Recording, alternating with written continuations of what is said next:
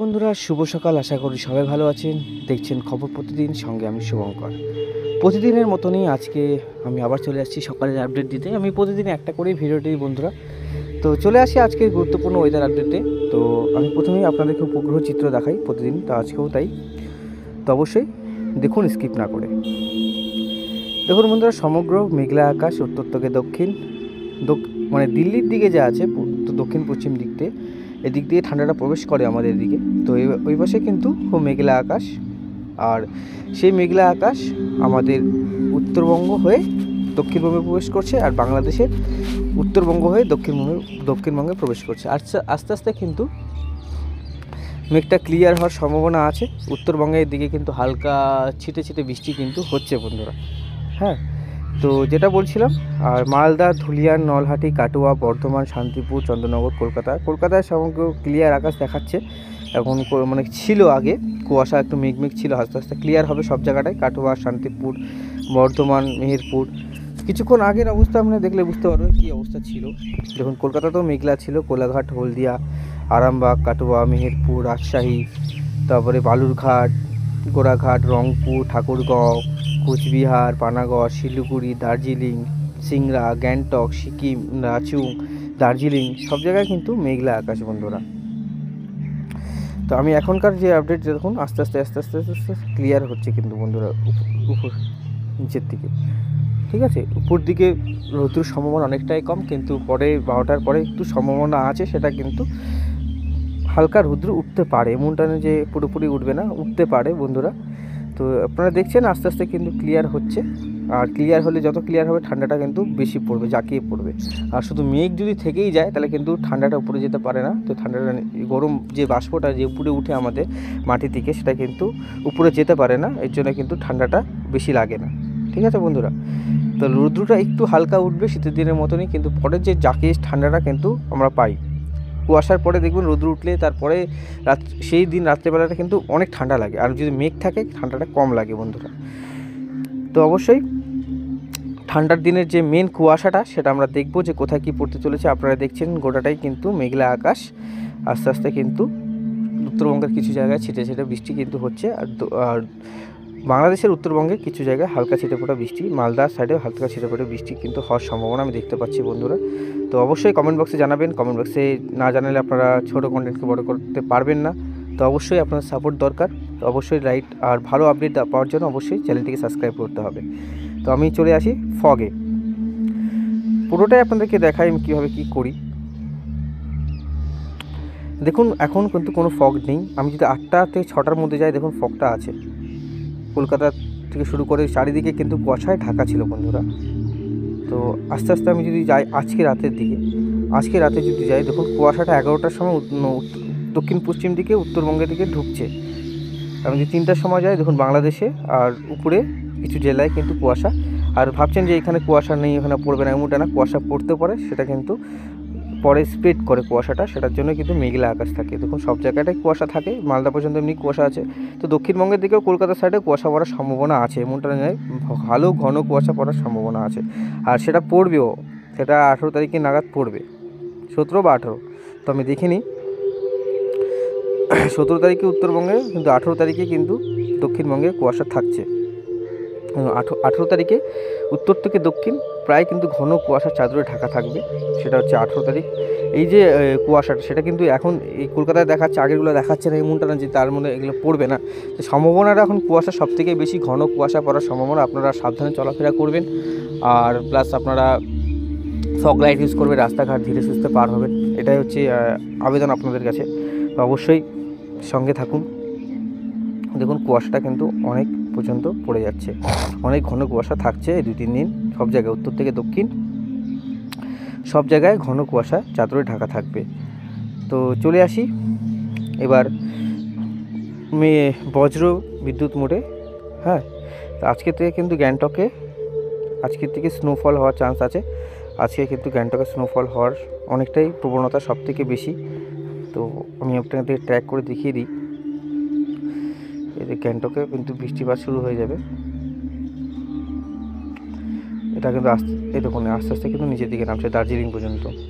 দার্জিলিং কিন্তু স্নোফল হওয়ার সম্ভাবনা। আস্তে আস্তে কিন্তু এই যে যাচ্ছে, আস্তে আস্তে দার্জিলিং, গ্যাংটক এই পাশে কিন্তু সম্ভাবনা আছে। কলকাতার দিকেও আমি দেখিয়ে দিচ্ছি, আমি উত্তর দিকে দেখালাম, কলকাতার দিকেও কিন্তু সম্ভাবনাটা আছে বৃষ্টির, সেটা কিন্তু হবে। এই যে বৃষ্টিটা, এই দেখুন কলকাতার সাইডে কোথায় কোথায় বৃষ্টি, কলকাতা, উলুবেড়িয়া, চন্দননগর, পান্ডুয়া, চাকদা, হাবড়া, বগনান, খড়দা, তমলুক, তারপরে এই পাশে যত জেলা আছে, বাঁকুড়া, পুরুলিয়া, বর্ধমান, দুর্গাপুর, আসানসোল, বারুইপুর, বালেশ্বর, ভদ্রক, জলেশ্বর, বিভিন্ন জায়গায় কিন্তু এটা আসবে বৃষ্টিটা। তারপরে আস্তে আস্তে কিন্তু কেটে যাবে মেঘ। তো বন্ধুরা আমরা দেখি এই যে কতটা কোথায় বৃষ্টি হতে চলেছে আগামী 5 দিন। সরি, আমি এখানে যাই, তাহলে আপনারা বুঝতে পারবেন। দেখুন কোথায় কতটা বৃষ্টি, দেখুন এইখানে যে সমুদ্র 44 মিলিমিটার, কলকাতাতে আপনার 11 মিলিমিটার, চন্দননগরে 20 কিলোমিটার, শান্তিপুরে 8 মিলিমিটার, বা বর্ধমানে 13-14, আরামবাগে 13, খড়গপুরে 17, জলেশ্বরে 25, বালাসরে 18, ভদ্রকে 32 মিলিমিটার, ভুবনেশ্বর 27। এখানে কিন্তু পুরা অনেক জায়গায় কিন্তু এইভাবে বৃষ্টিটা আসছে। দেখুন কতটা বৃষ্টিটা আসছে, এই জায়গা জুড়েই কিন্তু বৃষ্টিটা, তো যে ঝঞ্ঝা সেটা কিন্তু নিচের দিকে নামছে। পূর্ণিয়ার দিকে, মালদার দিকে, এপাশে করণদিঘি, কিছু মানে উত্তর দিনাজপুরের কিছু জায়গায় বৃষ্টিপাত আছে। মেহেরপুর, কাঠিয়ার, রায়গঞ্জে বৃষ্টি আছে বন্ধুরা, পীরগঞ্জ উপর দিকে বৃষ্টির একটু পরিমাণ কম, কিন্তু বৃষ্টিটা দেখাচ্ছে, তো হওয়ার সম্ভাবনা নেই। কিন্তু সবথেকে বেশি বৃষ্টি 100-150 মিলিমিটারের কাছাকাছি বৃষ্টি কিন্তু এখানে আছে বন্ধুরা। দেখুন গ্যাংটক, সিকিম, ইয়াকসুম, গেজিয়াং, তারপরে হচ্ছে দার্জিলিংয়ে দেখুন বৃষ্টি আছে প্রায় 50 মিলিমিটারের কাছাকাছি। তো বন্ধুরা দেখলেন কোথায় কী বৃষ্টিটি আছে। বাংলাদেশে দেখিয়ে দিই, বাংলাদেশের নন্দীগ্রাম, সিংড়াতে বৃষ্টি আছে, পুঠিয়া, লালপুর, তারপরে আলমডাঙ্গা, ধুমডাঙ্গা, মানে বিভিন্ন আছে, যশোর, এখানে কতটা বৃষ্টি আছে দেখুন। সাতক্ষীরাতে বৃষ্টি দেখুন, এখানে কিন্তু শ্যামনগরে বৃষ্টি আছে, এই পাশে দেখুন কতটা বৃষ্টি। মোংলা বৃষ্টি আছে, মাথাবেরিয়া, মিরাজগঞ্জ, কাওয়াখালী, বরিশাল, ভোলা, লালমোহন, চারিদিকে কিন্তু বৃষ্টি আছে বন্ধুরা। উত্তর বাংলাদেশের উত্তরবঙ্গ থেকে শুরু করে দক্ষিণবঙ্গেতে বৃষ্টি আছে। এদিকে আসাম, গুয়াহাটিতেও বৃষ্টি হচ্ছে দেখুন, শিলং, গুয়াহাটি, পানশিদোয়া বা যেটাই হোক, কোনো উচ্চারণ হলে ভুলগুলো ক্ষমা করবেন। এদিকে দেখুন ভুটান সহ আলিপুরদুয়ার, শিলিগুড়ি, কোচবিহার, তেজপুর, বিভিন্ন জায়গায় বৃষ্টি আমরা দেখতে পাচ্ছি। তো বৃষ্টিটা আপনাদেরকে দেখিয়ে দিলাম। তো বন্ধুরা সমুদ্রে একটা ঘূর্ণিঝড় আছে, সেটা নিয়ে বিজ্ঞানীরা কিন্তু, এটা ভারত মহাসাগরে তৈরি হয়েছে, এটা নিয়ে কিন্তু বৈজ্ঞানিকরা অনেক টেনশনে আছে বা অনেক চিন্তিত আছে, সেটা আপনাদেরকে একটু দেখিয়ে দিই। আপনারা দেখলে বুঝতে পারবেন। এই যে বিলাল, এই বিলাল যে ঘূর্ণিঝড়টা দেখুন, এই ঘূর্ণিঝড়টা কিন্তু অনেক পরিমাণে মানুষের চিন্তার কারণ হয়ে উঠছে। দেখুন এখন কিন্তু বিলাল মাদাগাস্কারের কাছাকাছি আছে, মাদাগাস্কার এটা নিয়ে কিন্তু অনেকটাই টেনশনে আছে বিলাল। এটা কিন্তু কোনো একটা কিছু কারণ হবে, এর জন্য বৈজ্ঞানিকরা এর যে ঘূর্ণন, এর যে এখানে সৃষ্টি হয়, এটার জন্য কিন্তু এখানে বৈজ্ঞানিকরা এই সময় কিন্তু এই মানে ঘূর্ণিঝড়টা দেখুন 140-50 কিলোমিটার কাছাকাছি চলে যাচ্ছে, কাস্টিং মানে অনেকটাই চলে যাচ্ছে। এই জন্য বৈজ্ঞানিকরা কিন্তু অনেক চিন্তিত আছে বন্ধুরা। এই বিলাল নিয়ে অনেক কিন্তু আপনারা এই যে এখানে আছে, এটা মাদাগাস্কারে আছে, এটা কিন্তু আমাদের ভারতবর্ষের উপকূলে কোনো কিছু আসার সম্ভাবনা নেই। এটা কিন্তু মাদাগাস্কার, তানজানিয়া, মোজাম্বিক, এইগুলো সব ওই অঞ্চলে যেতে পারে।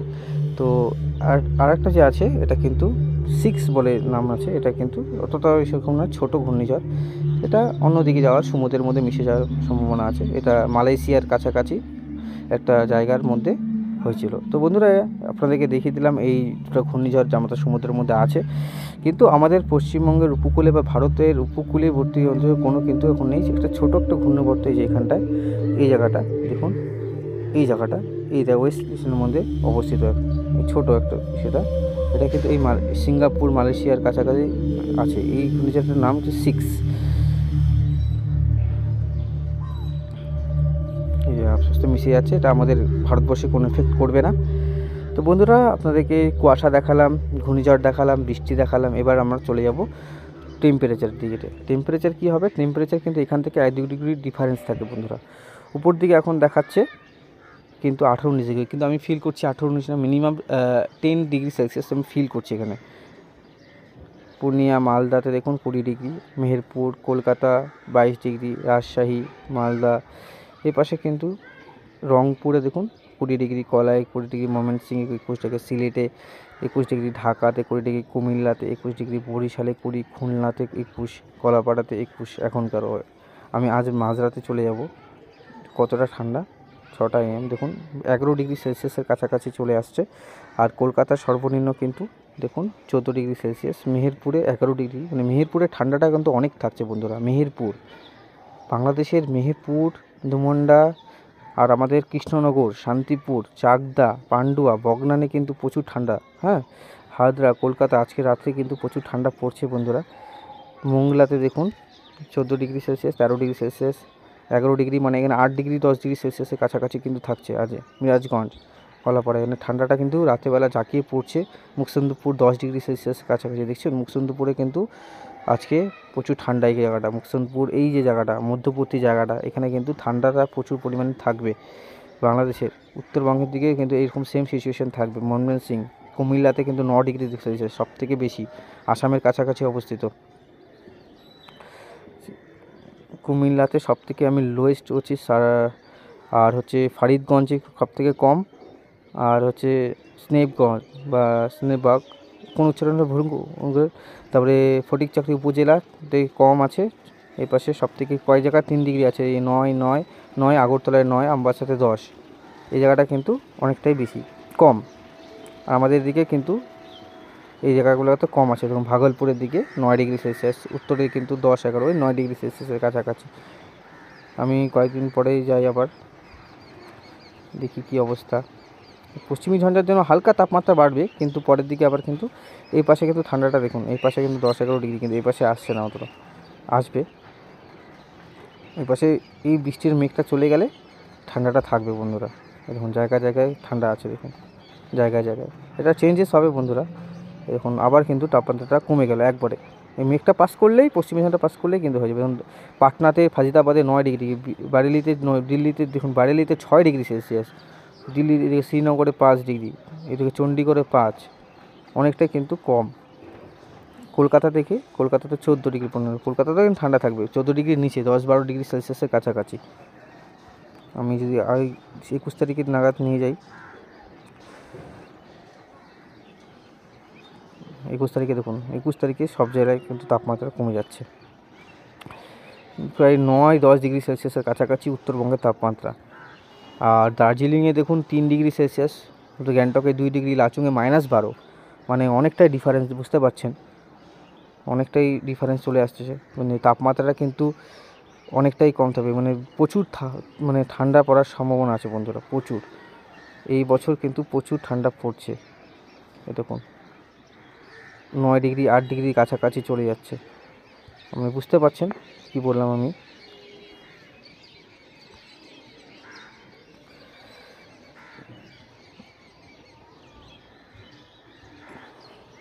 উত্তর দিনাজপুর আর উত্তরবঙ্গের কিছু অংশে কিন্তু প্রচুর পরিমাণে শৈত্যপ্রবাহ চলবে, আর প্লাস কিন্তু ঠান্ডার একটা অনুভূত হবে বেশি, এটা আপনাদেরকে বলে রাখলাম। আর দক্ষিণবঙ্গের দিকে শৈত্যপ্রবাহ চলবে, সেটা হচ্ছে এই পশ্চিমী ঝঞ্ঝাটা ক্রস করার পর এই যে হাওয়াটা, সেটা কিন্তু বাধা পাবে 1-2 দিন, এর জন্য কিন্তু তাপমাত্রা অনেকটাই পরিবর্তন হচ্ছে। শীত, সবাই সাবধানে থাকবেন, কুয়াশার সময় রাস্তাঘাট ধীরে সুস্থে পার হবেন।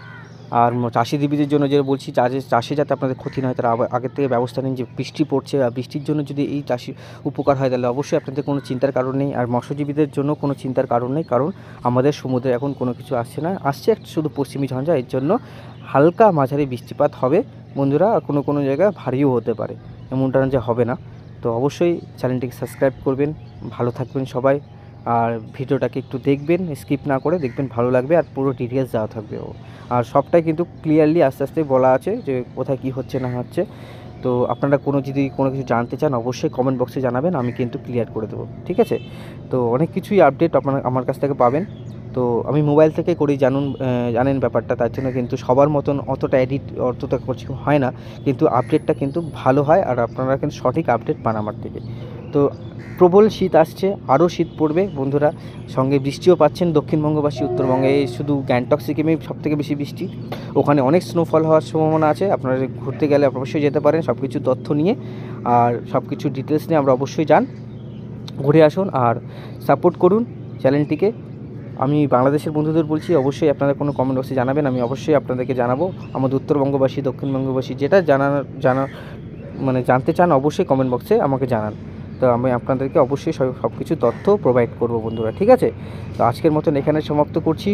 আসছে জাকিয়ে শীত, আসছে ঠান্ডা, আর প্রচণ্ড ঠান্ডা যাকে বলে সেটা কলকাতার দিকে কিন্তু 8-9 ডিগ্রি কাছাকাছি চলে আসবে, আর সেটা আমাদের উত্তরবঙ্গে কিন্তু 7-8 ডিগ্রি কাছাকাছি চলে আসবে। তো আজকের মতন এখানে সমাপ্ত করছি বন্ধুরা।